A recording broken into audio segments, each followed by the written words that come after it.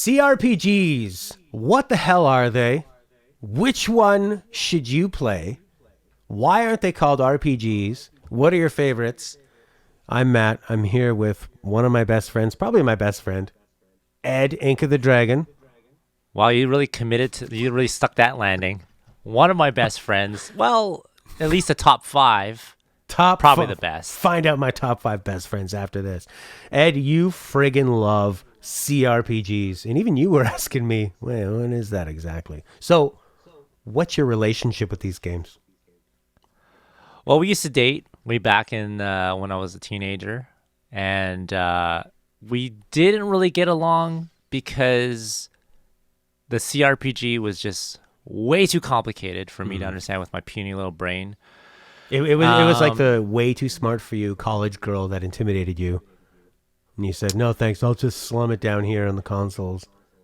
Yeah, I don't want to really get that in depth with it. Not without first consulting my therapist first. Mm-hmm. And then you guys found each other on Facebook years later. Yes. So CRPGs for me growing up, I guess it would start with the Ultima days, which was a blast. I don't know if you ever played Ultima. I think you said you didn't. No, but I saw some documentaries. They look nice. Yeah, that's the earliest iteration of CRPGs for me, and great experience. I thought the graphics were mind-blowing at the time. Very engrossing, very engaging combat and exploration. Yeah, it's pretty cool, and I'd recommend it for anybody. Just to get an idea. Maybe at this point it might be more of a nostalgic thing, as opposed to it being able to really survive. Because, I mean, there's a lot of quality of life issues that are missing that could make it a frustrating experience. But we're here to talk about the modern CRPG. That's the great thing. It's gone through this renaissance of nostalgia, and all the people that grew up playing these games can now support their favorite creators that the big publishers are saying, like, what? You want to make what kind of game? Single player? No microtransactions? Get the hell out of my office, you idiot! And what they did was they found that you can have a niche market on Kickstarter.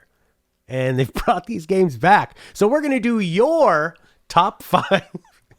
Top 5 angry people in the industry. Oh, it's a piss off out there. We're competing with Candy Crush. So we're going to do your top 5 CRPGs, 2 of my favorites because I don't have that much experience, 1 bonus, and for each CRPG you're going to say, who is this for? The buyer's guide for CRPGs. What's your top 5? What's your worst one? Least best? So starting at number 5 out of 5 is going to be Divinity Original Sin 1. Whoo, baby.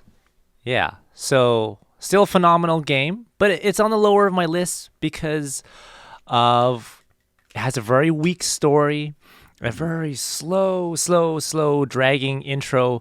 And, you know, with any game, I firmly believe that you have to have a strong intro. Otherwise, why am I going to keep going? But I think they're just trying to drag you along and encourage the hardcore gamers in the sense of you must talk to every single villager on this map in order to know where to go. And I appreciate that, the no hand-holding, the encouragement of exploration, but they've taken it a little too far and they placed it a little too early in the game. So, and to make this a double-edged sword, if I'm using that correctly, I might be just using it because of the fact we're talking about fantasy role-playing games, because there are a lot of swords in that genre. So I recommend it for anyone that likes swords. Completely lost my point, but I'll start a new point, which is you got hit by that. Oh yeah, I remember the point. Yeah. So it's because they first introduce you to amazing combat. Yeah. And it's so engrossing, and they're like, hey, look at this, you can affect the environments, and there's all these systems in play, and the importance of cooperation and strategy with your teammates is so important. And then we're going to do this 4-hour long murder mystery, which can only solve with dialogue. And it just comes to a teetering halt. And yeah, don't get me wrong, dialogue is awesome, choice is great, but too long, too early. It's all about pacing. This game Yeah. you and I played, there's footage up right now of when you and I played it. And that's what happened to me. We started off, first off, I was amazed we were able to play online. You can also do couch co-op, and you could go into turn-based combat. I could be exploring by myself. And I love the combat so much. Like you said, for people that don't know about Divinity, the coolest thing about it is that you're constantly affecting the environment. You're setting things on fire, you're making it rain, but it's also the way that those physics can be modified and combined with in really interesting ways. So fire and water can make steam. You can make it rain blood. You can have like poison and fire clouds. You can, and all that stuff drastically affects the outcome of the battle because people are doing so much damage. And this isn't one of those games where like, sometimes you play and your characters can do certain things to enemies, but the enemies can never do that to you. This game is like you're playing sort of an online battle almost, where all the characters have the same sort of health and armor and abilities. So some of the combat in Divinity can be so difficult, and you feel like you need to level up to get past it, but really you just needed a better plan. But then, like you say, they bog you down with a really long quest that would have been perfectly suited. Maybe like let people figure out the combat and then put that long quest a third of the way through or something. Like once you've had enough combat and you need to really chill out or have it being an ongoing thing. But yeah, it's just such a pace killer. It is. Yeah, and I've put in about 25 hours, so I managed to get past that pace killer, and it does get a little better, but it doesn't really ramp up after that. So just to let you guys know that are not watching this through video, Matt's drinking out of a friend's cup. Just wanted to note that. Highly inappropriate. But it doesn't necessarily get any better. So you walk through this muck and this swamp and this sludge, and on the other end is more sludge. More sludge. Yeah, all right, just not as deep. Yeah. That's number 5. Sludge to less sludge. Let's go to one of the 2 that I can recommend. Again, not a game that I've played, so I'm not going to give it a real number. Not a game that I've completed, but a game that I really, really enjoyed. This game is Disco Elysium. And what I love about this game is that too often video games all fall into the same tropes. It's the same kind of combat in a first-person shooter or RPG games. It's always kind of the same thing. You level up, there's elves and there's orcs, and you get magic, and you get a potion and an elixir and magic points, and you stand in a line and you do like different kinds of combat. But what's so cool about Disco Elysium is that there isn't any kind of traditional combat. It's almost set up like a visual novel, but you're leveling up stats. You have multiple personalities taking the place of your party members. And what it does is that it changes every single conversation into something you actually have to pay attention to, because you can't just press the action button through and get to the root of the conversation. If you choose a wrong misstep, that character is going to outsmart you. It's actually a total battle of wits, unlike anything I've ever seen in a game before when it comes to dialogue. And then you add all of the juicy RPG-ness below that, so you can try different techniques. You can level up different ways of talking to people and getting knowledge. And it's just such an engaging game. It's beautiful to look at. Everything about it is so unique. And I bounced off it a little bit because it is very heady, and I was streaming it a couple times, and I think it's a game that you probably want to play when you're totally engaged, and if you're into sort of like the philosophy of, we brought this up the first time we tried to record this episode and got corrupted, the philosophy of the proletariats, what it's like to be in a society, all kinds of crazy stuff going on. It's a hell of a game. I've only spent a couple hours on it, but I was very impressed by the dialogue, and I would compare it to a game. Once again, I have not spent a lot of time with Planescape Torment. Very, very similar in very intellectual dialogue and choice that really affects the outcome of the characters and the plot. That's a game I want to get into, which is not on my top 5 because I haven't spent a lot of time with it. But hey, check it out. There you go. All right, let's move on to Ed's number 4. So next time you count down the numbers, can you do it in a Casey Kasem voice? You got it. You got it, pal. Yeah. So number 4 is Pillars of Eternity. And I'm going to group up Pillars of Eternity 1 and 2 in this number 4 slot here. I like Pillars of Eternity because it takes itself very seriously. I like the themes that are involved. It's not very jokey like the first Divinity is. It deals with themes of gods and old civilizations, and there's a ton of lore. So that's the component that I really enjoy, but at the same time, those things I just listed off are also the cons because it takes itself a little too seriously, and there's a little too much lore, and there's too many names of gods and civilizations that it gets very, very convoluted very quickly.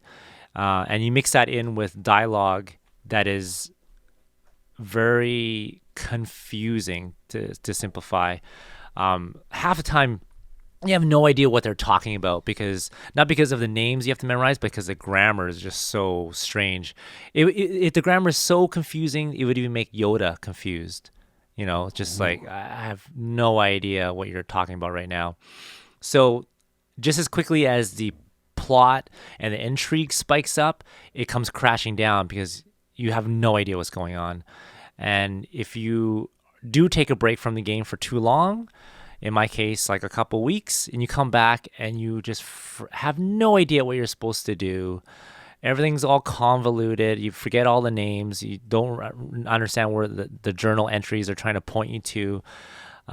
So, I mean, and they did release an update where they would highlight all these gods' names and civilizations that you can hover over, and this tooltip will pop up and then give you more lore and a reference. And that's appreciated, but oh boy, too much. Some paragraphs are just like all the words are highlighted for tooltips because there's just so much lore. But I did like the combat. It's real time with pause. That's a lot of fun. The character development upgrade system is pretty decent.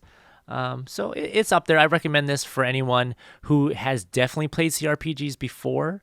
I would not use it as an intro to CRPGs. You'll be completely overwhelmed for sure. So there you go. There's my number 4. Now, really quick, I can't remember. Did you say who Divinity Original Sin 1 would be recommended for?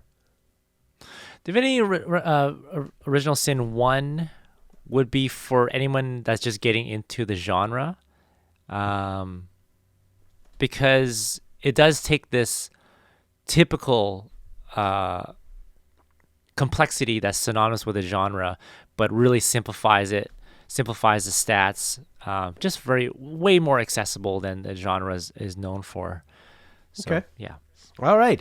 Let's go on to my top CRPG, which admittedly is pretty limited. I've dabbled with a lot of these games, but this is one that I've actually completed all the way and really, really enjoyed. The game is Shadowrun Dragonfall. Now, I was a huge fan of Shadowrun for the Sega Genesis and the world of it. I read a lot of the books.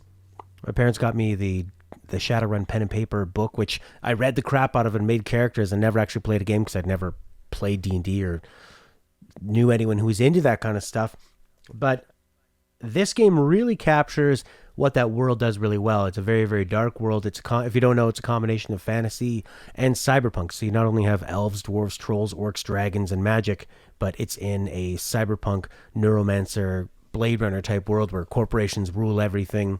There's the lower class kind of mercenaries fighting the corporations, fighting dragons, and it's really cool to have things like, night vision and claws coming out of your arms, but also be an elf or a troll. It's just a really fun world to work with. The combat in this game is pretty simple.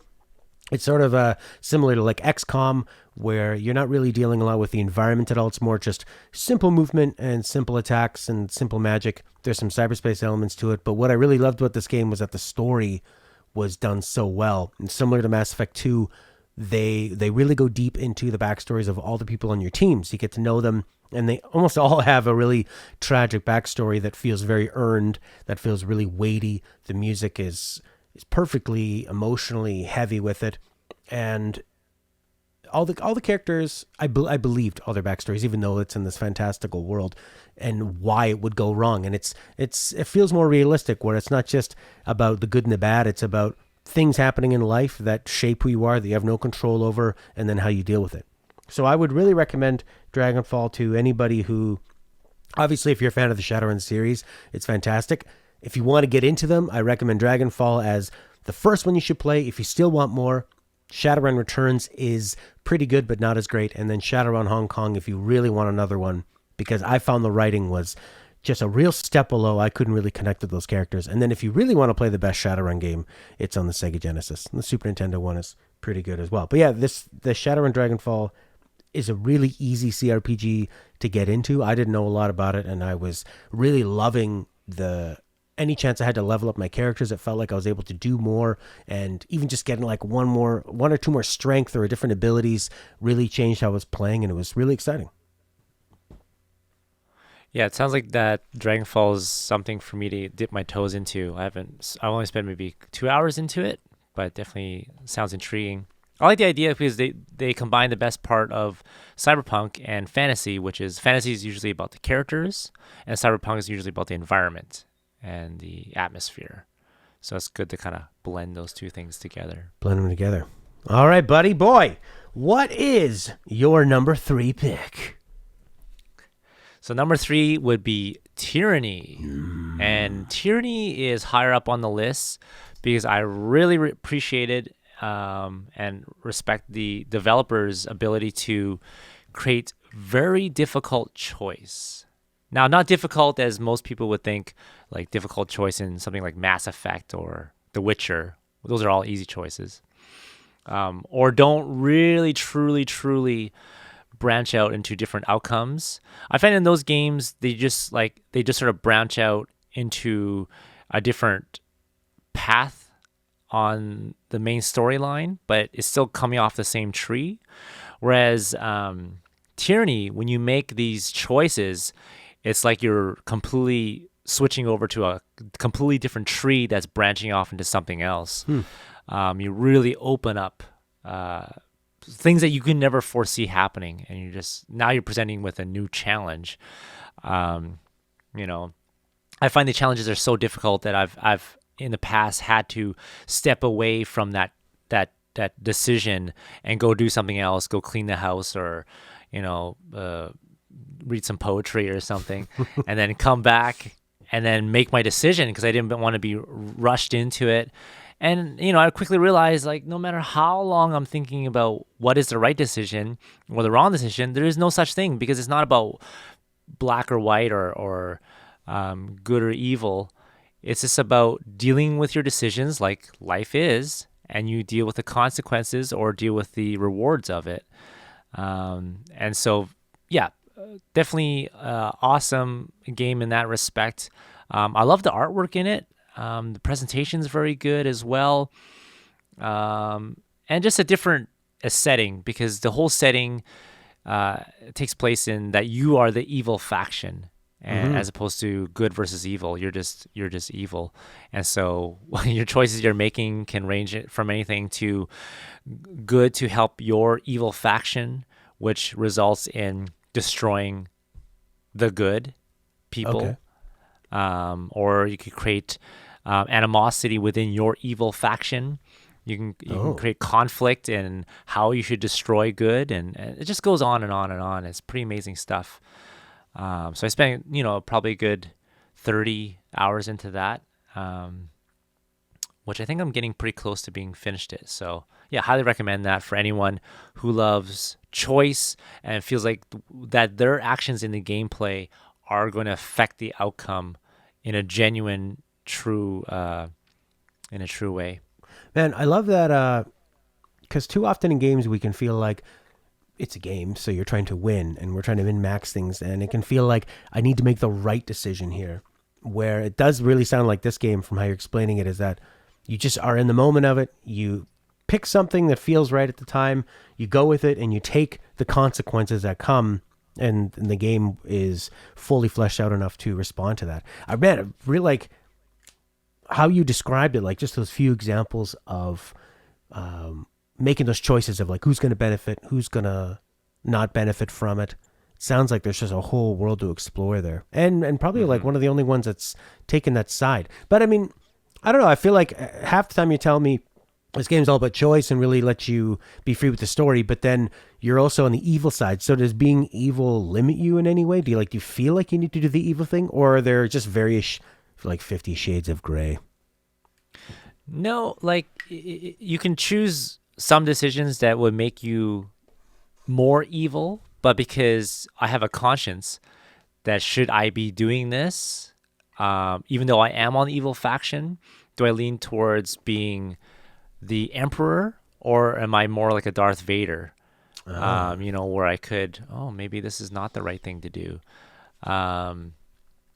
So yeah, it's definitely not black and white. There's different outcomes, and you can choose who you want to make allies with in the evil faction.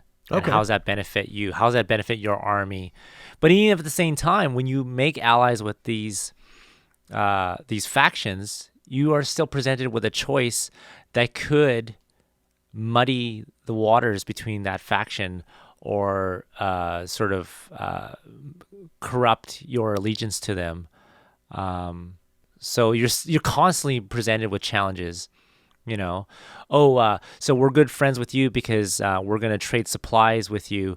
But then what had happened was one of your soldiers ended up losing their temper and injuring one of our soldiers.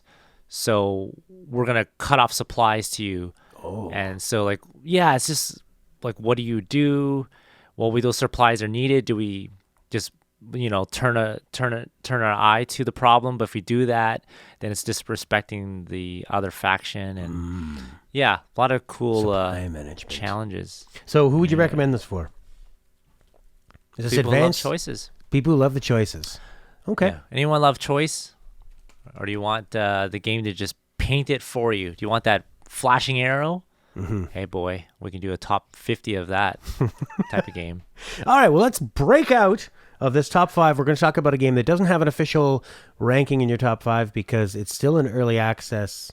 What game is that, my friend? That would be Baldur's Gate 3.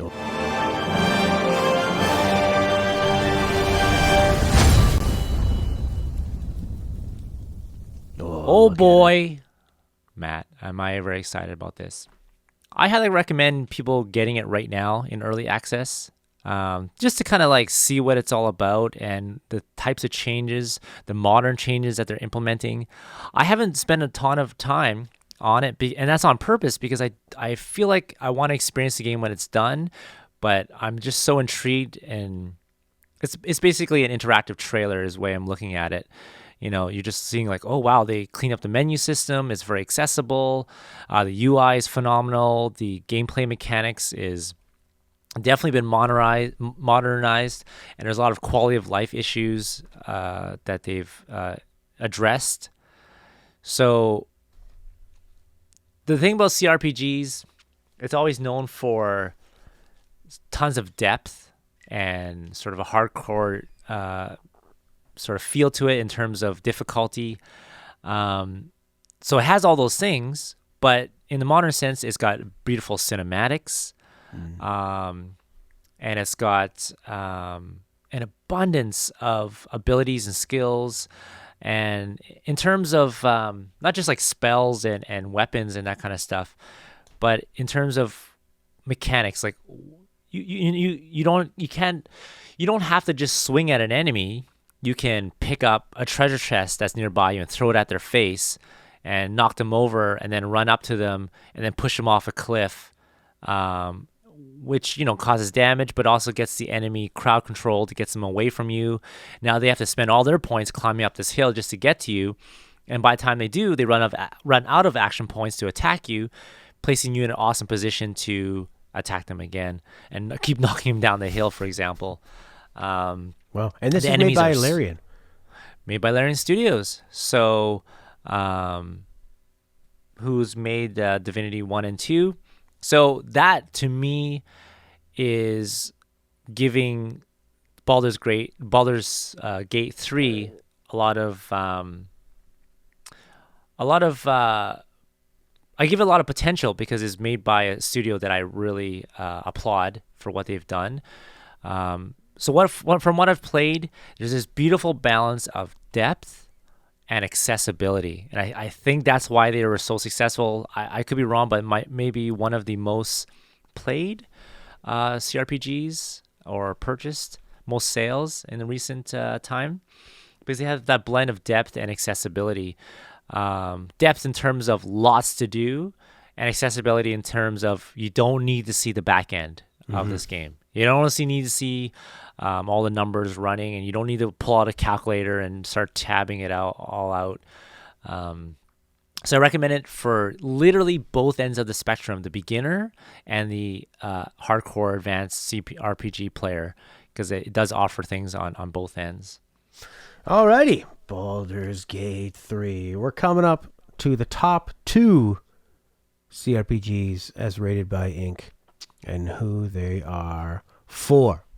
So, I gotta play Baldur's Gate, and they say that was too powerful to run on, say, the base consoles of, say, like PS4 and Xbox.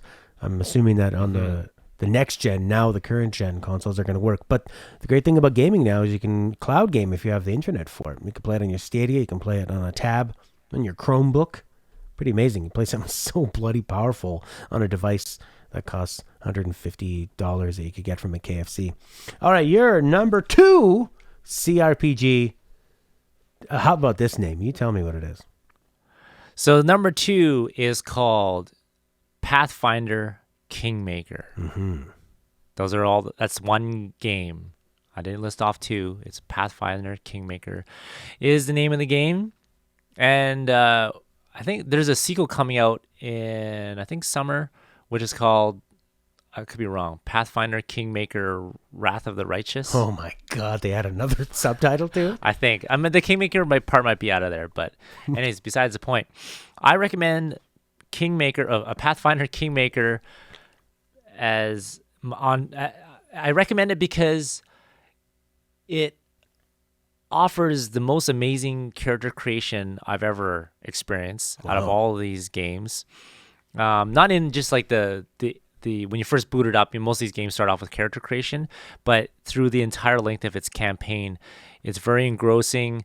The changes that you make could be subtle, but they have very weighty results. So if you do like 1+1 stat on strength, it opens this plethora of paths you can take as far as like what kind of weapons you can use now, the different skills and abilities that opened up. So amazing character creation. This is definitely a game recommended for the hardcore gamer. There's no ways around it. If you're just a beginner, has never, and I just want to stress that beginner is defined by someone who's never played CRPGs before, you will be so confused by what's going on. They don't explain anything, and there's no hand-holding, and that's the appeal to the hardcore gamers. It even goes as far as never defining what any of these terms mean, or if they do define it in tooltips, it's always in the sort of in the presentation of the world that the game exists in. So they don't go, this spell equals 5 damage, and it takes 3 turns to cool down, and can also affect the environment. It's more of a story that says, this spell comes from the land of Egoth and was used by the gods Egok and rains down heavenly fire from the skies to scorch your enemies. Okay. I'm like, so what does it do? Like, how much damage? I'm looking at the character creation right now. There are 2 different types of lore nature, lore religion, 2 different types of knowledge. Then you get to this screen where you have feats and weapon focus is one of them. Alertness, allied spellcaster, armor focus, blind fight. You click on weapon focus, you get keep going, buddy. a lot of weapon focuses. There's a lot. Punching dagger, quarterstaff, long spear, longbow, light shield bash, light pick, This is quite amazing. This is just the opening minutes of the character creator. So this would be for somebody who is obviously pretty well versed in CRPGs. This is the most hardcore of the CRPGs. Yeah, I would recommend this game for anyone that has a biology degree, potentially works at SpaceX. There's just a lot of stuff to take in. Like the things that Matt was listing is not an exaggeration. In fact, it's an under exaggeration. Is that how you use that word? Yeah. Yeah, it's under exaggerated. There's like thousands of stats that you can work with, and the way they've done it is there's not a clear path of you open this branch of stats will equal this, like how Sekiro does it, where you open a certain fighting style and it opens to this set of skills. It's more like if you open this set of skills, we're not going to tell you what it opens up. Right. It could branch off into this, but we're not going to tell you. And yeah, just so many interweaving branches. And the thing that makes it even more challenging is there's no respec. Oh. Not in the sense that you would hope for. So what choices you make, you have to forecast like 20 levels early in terms of gameplay. That's like, I don't know, playing the games for 40 hours, and you realize after 40 hours, oh, I did not want to be a wizard, druid, raccoon. Yeah. Yeah, I always find that in games, like obviously you want to retain challenge and the integrity of the challenge in the game, but having a respec that still allows you to just move around the points that you've already accrued and have worked for, because I tried to play Knights of the Old Republic 2 the other year because I loved Knights of the Old Republic 1, the Star Wars BioWare game, when BioWare was still fantastic. And you start off and I'm like, oh yeah, they ask you which class do you want to be right as you're beginning, and you think, I don't know. You're not telling me the benefits of it. I don't even know what the gameplay is going to be like. I don't know if I'm going to want to be like there have been many games where I think, okay, I'll be a melee character, and then you play and you realize melee sucks in this game. It's not effective. It's actually not how I really wanted to play. So I think almost every single game should allow you to do a respec of some kind where you've invested the time. You're just allowing yourself to move points around. You're not getting extras. It's not like an unlimited money cheat code or like God mode or something. Just let you, now that you've understood it, they should have it. I mean, come on. We paid money for these games. Let us have it. All right, so that's the hardcore one. Pathfinder Kingmaker. Yeah, definitely a hardcore gamer for sure. But very rewarding experience, nevertheless. Number 1, your top CRPG personally, and then we'll find out who's it for. Tell them about it. So at number 1 on this list is Divinity Original Sin 2. Yes, there's 2 of them. I highly recommend it for, once again, anybody. Larian is so good at making games accessible with a good amount of depth. The highlights for this game are the combat, which is very free-form. There's a lot of strategy, a lot of systems in place, which I do love. Another pro is the co-op system. Grab a friend. If you don't have friends, make a friend. If you can't make friends, just grab 2 controllers and then, ambidextrous it up and then just control them both at the same time. Hey, there's a way. If there's a will, there's a way. So play the game. The co-op is awesome. I played it with my girlfriend. Fantastic. It's probably our first bonding experience ever.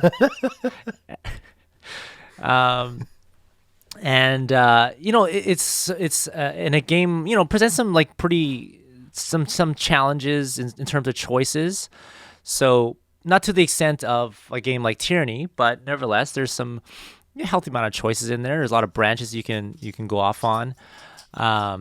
So combat, the item system and armor system is enough depth in it, but once again, very accessible. You don't have to overthink it. It's just you put on this armor and it gives you +5 strength or something like that, and you just move on. That's great. The graphics are good. Dialogue is amazing, through the roof.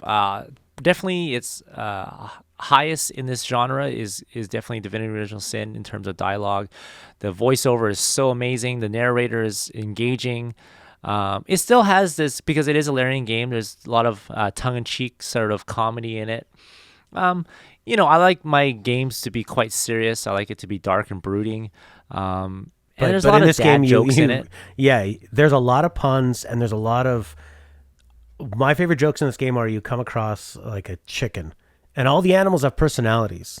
And you can get a character trait where you can talk to animals, and then, or you can, in the definitive edition, you can just put on you can change it so that everybody can talk to the animals, and then if you already had that animal trait, it just makes them more favorable. But all the animals are extremely well written and feel like, yeah, that is what a chicken would think. And there's so many great jokes with the dog that's like, who are you? I love you. Where's my master? I think they're dead. You come across a couple bears just moseying around trying to get some honey. And for me, I like that because the combat is so intense. If you don't know what you're doing, everything gets on fire. There's so many times when I'm playing this game in the combat where I think, oh, it's like playing chess where you do that one bad move and you're like, oh crap, I should not have attacked that person. And now I've just lowered my chance of getting through this battle alive by like 40%. But then you can come back to the same battle where you're getting your ass kicked over and over again and it feels like you'd never beat them. But if you set up the environment, set a couple things on fire, put some oil over here, a little bit of mist, you can clean house. So it really has to do with you leveling up your skill and enjoying the like chaotic nature of all the interacting systems. Mm-hmm. And there's a slight verticality to it as well, which is awesome for strategy. Not as intense as Baldur's Gate 3, which there's quite a bit of verticality. I would say 4 times as much. Ooh. So just imagine what you could do with that strategy. So definitely recommend Divinity Original Sin. It's the top of my list. The most enjoyable as a whole for this genre. Recommend it for beginners, advanced players, people that are, trying to bond with their spouse and they need to do it in a way where you don't have to talk a lot. You can just stare at a screen together. It's a little passive love. Highly recommend it. And because Larian is making it and they're making Baldur's Gate 3, there's a lot of similarities between Divinity Original Sin 2 and Baldur's Gate 3. A lot of similarities. Some would criticize it's the same game, just version 3. And you know what? I'm fine with that because Divinity Original Sin 2 is phenomenal. And if they want to call it Baldur's Gate 3 as opposed to Divinity Original Sin 3, fine by me. That's fine by me. It's going to be a good game. And Highly recommend this game has a respec mirror, and I've used it a lot. And a tip that you gave me, because when I first got into this game, I loved it, but I was pretty overwhelmed by the amount of different skills and magic you can get. And because the different armor, you can put on a headdress and all of a sudden you got 1 point in necromancy, and now you can start using a bunch of necromancy spells. And the best tip you gave me for people that are jumping into this that are more of a beginner like me to the genre is that don't overwhelm each character with a lot of skills. Just focus on a few things, be really specific, and then you can kind of get into a rhythm of what you can use. But I love this game. I find every battle becomes its own little adventure. And then if you fail in the battle and you go into it again, it can actually turn out completely different. If you've ever played Worms, it's like when you launch a rocket, maybe it doesn't land where you want it. It explodes a barrel. Now things are on fire. Worms are dying everywhere. The game is everything. You have to actually think so much about it and pay attention, but it's so fun. It's got that, it's so deep, but like you say, it's so accessible and so kind of wacky and so fun. Definitely on the top of my list. I'm glad it's on the top of yours, and I'm glad you can recommend that to everybody. So everybody, thanks for watching. Ed, thanks for doing this with me. Thanks for having me. And bye. What? Yeah, right. That was on purpose. Okay, do it again. 1, 2, 3, clap. Wait, no. It's 1, 2, 3, clap. Not 1, 2, 3. So why are we doing it in 3/4? Why are people always counting 3/4? We're counting in 4. Do it on the fourth beat. No, but 1, 2, 3, 1. Sure. Do it on the 1 beat in 3/4. Okay. Let's do it in 7/8. Okay, so do it on the 1 of the next bar. Of 7, 8. Yeah. Okay. 1, 2, 3, 4, 5, 6, 7. Oh, I think you counting like that. I would count like this: 1, 2, 3, 4. Oh, I see. Okay. Yeah. Okay, do that. 1, 2, 3, 4.